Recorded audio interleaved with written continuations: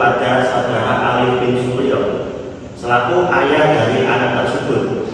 Putusan sidang pada hari Selasa 11 April 2025 saya nyatakan tutup. Aduh, gimana ya, kok sidang keputusannya nggak diterima sih? Kenapa Mbak Fatina? Aku udah sedih sih. Ya, itu tadi aku habis sidang, tapi ternyata keputusannya itu malah jatuh ke tangan suaminya aku. Oh, emang keputusan? Oh, tentang Alzheimer. Iya. Berarti itu nggak sesuai ya yang diharapkan ya? Iya. Yaudah, gimana kalau aku antarin ke itu petugas PKSP biar nanti mengajukan tentang banding ke PTA. Banding itu apa sih?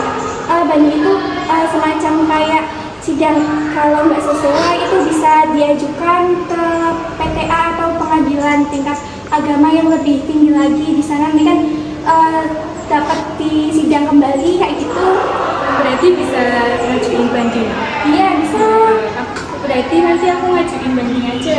Iya, mau saya anterin kok enggak? Oh, boleh. Oh ya udah.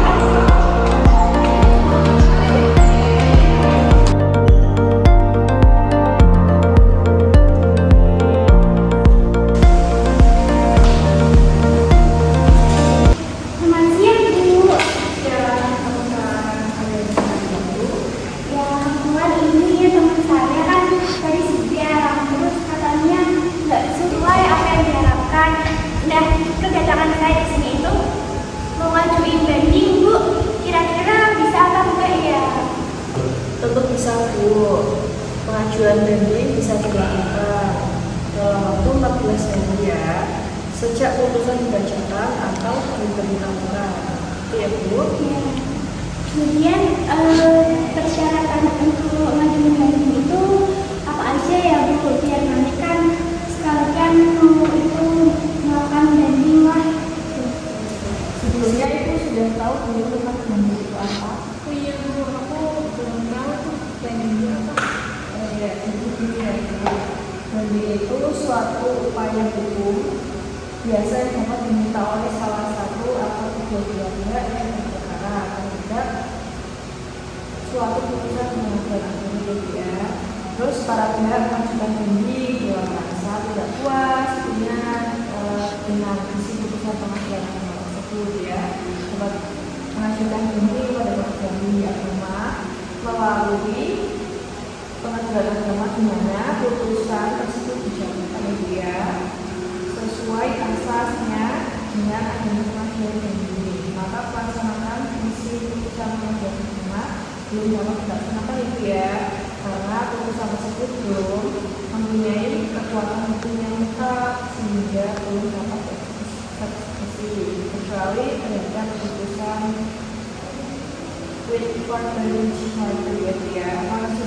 Padahal sebelumnya itu Untuk tata caranya atau persyaratannya? ini bisa dilihat ya, ini selanjutnya itu ibu tuh bisa mengajukan banding terlebih dahulu. Terus selanjutnya itu ada ongkos pengiriman itu ya untuk biaya umumnya. Selanjutnya itu tuh memotokopi atau pengadaan dan pembebasan. Lalu ada ongkos pengiriman juga untuk berkas perkara banding dan ada ongkos dalam tugas pengiriman itu ya. Terus selanjutnya itu ada biaya pemberitahuan seperti biaya pemberitahuan akad banding, pemberitahuan memori banding, pemberitahuan kontrak memori banding, dan biaya pemberitahuan pemeriksaan berkas bagi pembanding. Lalu juga ada biaya pemberitahuan memeriksa berkas pembanding, biaya pemberitahuan amar putusan pembanding, dan biaya pemberitahuan amar putusan pembanding ya. Lalu berkas itu telah dilengkapi dibuatkan SKUM ya dalam rangka lengkap. Yang satu itu ada lembar pertama warna hijau untuk bangun yang bersangkutan itu ya. Yang kedua ada lembar kedua warna putih untuk penggugat atau pemohon. Yang ketiga lembar ketiga warna merah untuk pensil. Yang terakhir keempat itu ada lembar keempat warna kuning untuk dilampirkan dalam berkas itu ya. Apakah bisa dibantu Bu masalah suratan tersebut? Ya, mungkin nanti saya kumpulin berkas-berkasnya. Terus nanti kalau saya ada yang kebingungan bisa Tanyakan saya kembali ya.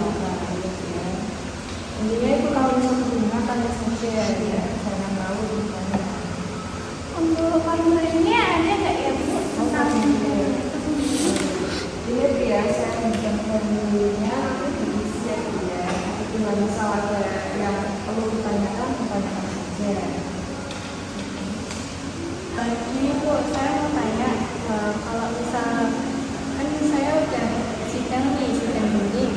Dan nanti kalau misal tidak sesuai dengan harapan saya itu gimana ya Bu? Jadi ya, semisal itu kurang sesuai dan misalkan sama hasilnya itu kurang memuaskan, bisa ke permohonan kasasi ya Bu ya, dan dijelaskan lagi tentang peraturan mahkamah atau peraturan. Nah, saya nanti panggilkan ke Mas Satrio ya, yang biasa teman-teman terima kasih. Mas Satrio bisa kesini nggak? Ini ada yang minta bantuan sama Masnya. Bantuan apa itu? Ini tentang permohonan kasasi. Bisa dijelaskan nggak? Semisal nanti ibunya nggak bandingnya tidak sesuai dengan ibu, maksudnya nanti mau permohonan kasasi gitu. Tadi kan Mbak Rabina sudah dijelasin tentang banding bagaimana caranya kan, sudah dijelasin oleh Mbak Angel ya. Nah, kalau kasasi itu kan permohonan bila banding itu tidak sesuai juga sama harapan Mbak Fatina.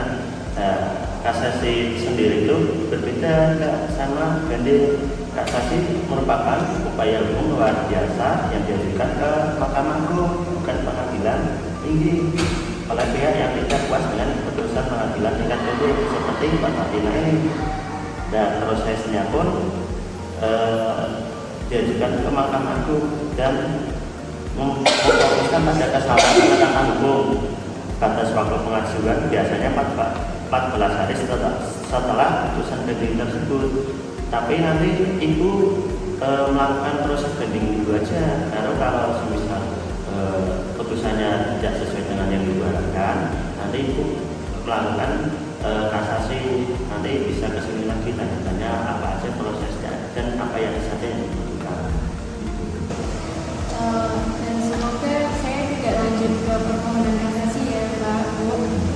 Untuk itu saya sama teman saya Mbak Yenti mau pamit terlebih dahulu ya. Terima kasih ya Bapak Ibu atas penjelasannya. Saya pamit dulu. Hati-hati. Jika Mbak Fatina tidak puas terhadap putusan pengadilan tingkat banding, maka langkah selanjutnya adalah kasasi ke Mahkamah Agung. Nah, untuk pengertian kasasi sendiri, tadi sudah dijelaskan oleh Mas Satrio. Kemudian dalam pengajuan kasasi, pemohon harus menyertakan memori kasasi, yaitu alasan-alasan hukum yang mendasari permohonan. Kemudian prosesnya kasasi dimulai dengan pengajuan permohonan kasasi secara tertulis melalui pengadilan agama, tempat putusan sebelumnya dijatuhkan. Untuk pemohon wajib melampirkan 3 hal. Untuk yang pertama, surat permohonan kasasi. Yang kedua, memori kasasi berisi alasan hukum yang jelas. Dan yang ketiga, panjar biaya kasasi. Kemudian setelah lengkap, berkas akan diproses dan dikirim ke Mahkamah Agung oleh Pengadilan Agama. Setelah itu, Mahkamah Agung akan memeriksa apakah terdapat putusan hukum atau penyimpangan prosedur dalam putusan sebelumnya. Sementara itu, peninjauan kembali atau PK adalah upaya hukum terakhir yang bisa diajukan terhadap putusan yang sudah berkekuatan hukum tetap. PK hanya bisa diajukan jika ada alasan yang benar-benar luar biasa, seperti ditemukan bukti baru atau novum yang sebelumnya tidak diketahui, putusan yang jelas-jelas salah atau keliru, pertentangan antara 2 putusan yang serupa. Permohonan PK diajukan Mahkamah Agung melalui Pengadilan Agama tempat perkara diputus dalam waktu 180 hari sejak ditemukan alasan PK atau sejak salinan putusan diterima. Nah, syarat pengajuan PK meliputi 1. Surat permohonan PK. 2.